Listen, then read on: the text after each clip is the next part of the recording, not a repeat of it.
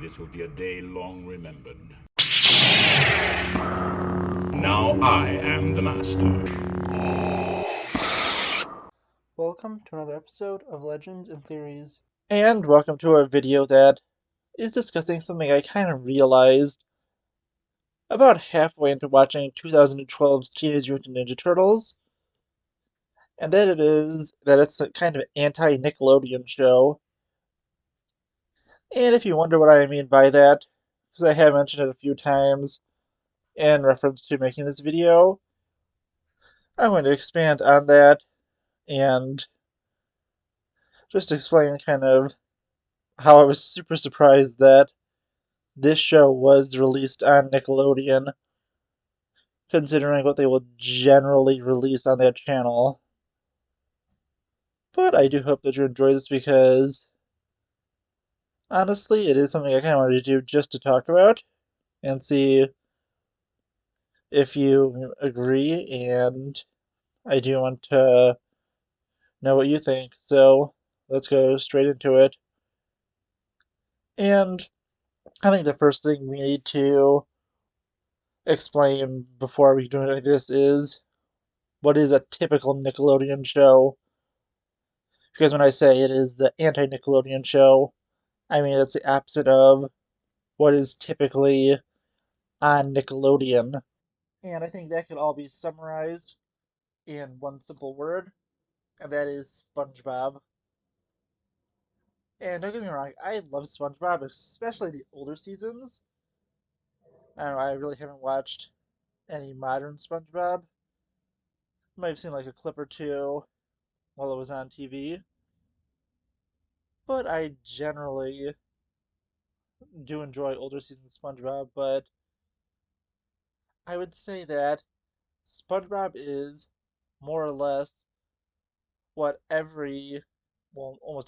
most shows on Nickelodeon are. There are a few exceptions, of course. There's, of course, this show, and the only other ones that come into my mind are the Avatar show, and that's the Last Airbender, not the one with the blue people.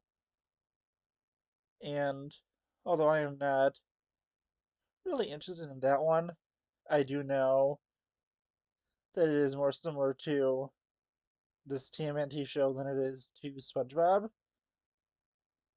And these arguments, I would guess, could be used as the exact same way with that show compared to typical Nickelodeon. But since I really wasn't interested in that and really enjoyed the 2012 TMNT show, I am going to be focusing the video on that since I never really watched that show, and personally I don't have any interest, although I know it's supposed to be a great show. And going into just everything I said, SpongeBob is basically what I see whenever Nickelodeon has just been flipped to on cable at home. And yeah, honestly, I think that that's a problem with Nickelodeon. A similar problem I have with the Disney Channel is I feel like, it's all geared toward just a really young audience, while Nickelodeon, I think, is a little higher up. It still is, it's just, repackaged SpongeBob, more or less, and what I mean by repackaged SpongeBob is it's a show where there's no real stakes, no real impact on the plot, and the only thing that really changes is if they want to introduce a new permanent character. Because if you take a look at shows like SpongeBob, Fairly Odd Parents, and those are the two ones I mainly know. I know there's that Loud House and other stuff, but unless they're really setting up some kind of spin-off or they are introducing a new character, nothing changes the world. And no matter what happens in an episode or even a movie, the events are basically forgotten by the next episode, with the few exceptions of like special episodes. Off the top of my head, it's like episodes like the one where Timmy had his 1 millionth wish, and it just showed how destructive all of his wishes were, and the one where Bubble Buddy returns in SpongeBob.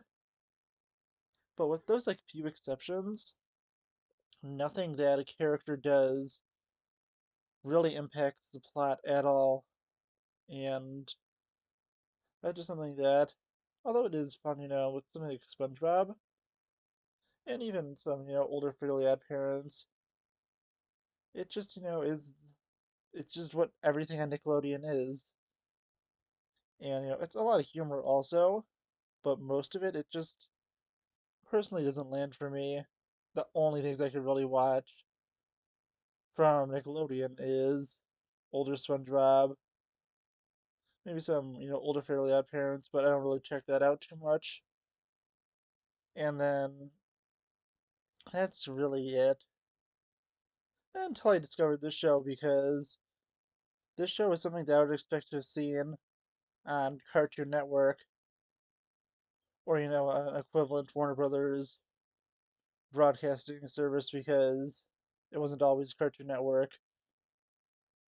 And what I mean by that is this feels like, some of my favorite animated stuff to watch. All stuff that originated on Warner Brothers, animated stuff, which is stuff like Star Wars: The Clone Wars, which before was bought by Disney, if you didn't know, aired its episodes on Cartoon Network, and I remember watching every episode of Clone Wars as soon as I could get home and seeing it on Cartoon Network. But there's stuff, obviously, like Clone Wars. There's also the incredibleness of the DCAU regular show, and even something like Adventure Time, which, although I'm not as a huge fan as other people, I still love the maturity of storytelling in these, and through the fact that events actually have an impact. It is more serialized and more comparable to stuff you would see in live action, and taken a little more seriously, because even Nickelodeon's live action stuff, which honestly is all really unwatchable to me, it is it's just it's just SpongeBob in live action, and that is just really hard to watch for me, because it feels like they don't really take risks at Nickelodeon. And although I haven't really watched too much modern Cartoon Network, especially with our, with my family kind of cutting down on our cable services, and the package that was cut down from Lost Cartoon Network, and I am disappointed, but I at least got to watch, the shows that I really liked, and was lucky enough that My Adventures with Superman was put on Max, because honestly, I don't know if I would have ever watched it, and that show was incredible, because honestly, I really enjoyed it there. And that's also the reason that, although I am kind of a casual Rick and Morty fan, I won't be able to check that show out until it's put on either Hulu or Max. I have no idea how long that's going to be, but if you ever wonder what that is, because I usually have a review once that season finishes up, it won't be until that happens. And just coming back to this just feels like, as I said, it feels like something that doesn't belong on Nickelodeon, because it's the opposite of everything you get on there.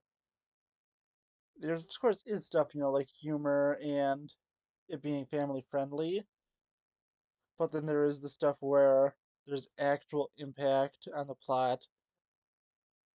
You could see this as early as the first episode, where April loses her father, and he's taken prisoner by the Krang. Although that is more small, you could see it in a really bigger impact for the first real time at the end of the second season, where they get their butts handed to them, and Leonardo is like destroyed in a fight, put in a coma for I believe I can't remember if it was 6 weeks or 6 months, but it was really bad for him, and he had to spend the entire first like third of the next season recovering from that beating he got, and they had to hide out on a farmhouse. Of course, there's other ones where you could see it, like at the end of the third season where the Earth is destroyed. But I think, the biggest one is where, they kill off characters. They killed off Splinter, they killed off the Shredder, and although they did bring him back, he was quickly killed off again to have, stuff actually have an impact, and that was a really important thing to me. I think that is just so different and unique for this. Because as I said, this is the opposite of everything that happens on a Nickelodeon show. Because let's take a look at the SpongeBob movie, which I love that movie, but nothing in that happens has any impact on the rest of the show. The Krusty Krab 2 is never mentioned again. The fact that Plankton actually got the Krabby Patty formula is never mentioned again. The fact that Plankton should probably be in prison for the rest of his life, if not executed by Neptune, is also never mentioned again. And honestly, that's just, it's kind of disappointing for those shows because there is no real impact. But going to Ninja Turtles, as I said, it is really great to see really major stuff, and it goes to stuff that some Cartoon Network shows weren't even allowed to go to, or other Warner Brothers stuff, because they were generally not allowed to kill off characters or do anything too crazy besides Clone Wars, where that was fully being funded by George Lucas, and he could have done whatever he wanted. And you got some pretty crazy, messed up stuff, and I don't remember the exact count, but I believe like somewhere between like 600 to 1,000 war crimes committed in it. It might have been 6,000, I don't remember exactly, but I just remember seeing a series of videos counting all the war crimes, and it was a lot. But then you also have shows like Regular Show where, I mean, like, people were dying left and right in that. They were all like, more minor characters. Besides Pops, who died at the end. The finale was, well, that was a really depressing finale to that show. Yeah, that's where I put this Turtle show. It goes with stuff that are typically released on Cartoon Network, or of course, the Warner Brothers equivalent to the past, since I think Cartoon Network began like the early 2000s, and shows that, would have been similar to that, like the DCAU, with the few exception, I believe, Justice League Unlimited, all aired on whatever channels existed before Cartoon Network was created.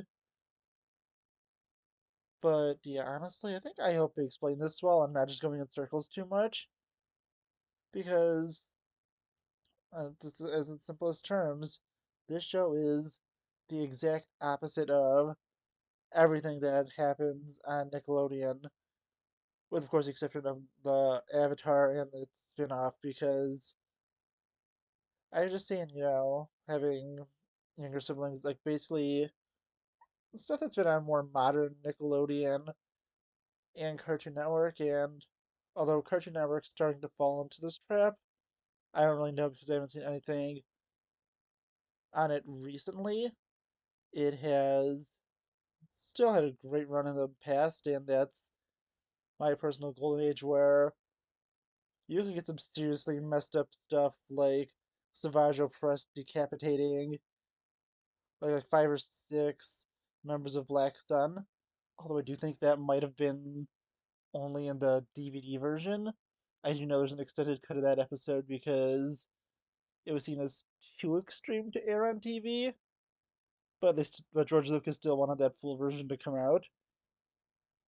So I think that's a version you could see on Disney Plus and everything. But they were like, yeah, you can't show that on Cartoon Network. And then you have shows like like Regular Show and Adventure Time where they're able to go into pretty dark subject matters. And then also complete insanity with Regular Show where everything goes from a normal task to a near end of the world event. But that's just really it. That's all I have to say, and I hope I explained it well, as I said, and didn't repeat myself too much. But I want to know what you think. Please let me know in the comments, and I'll see you on the next episode of Legends and Theories. Thank you for watching this episode of Legends and Theories. Please subscribe, like the video, share the video, leave a comment, check out the video on screen, and may the Force be with you.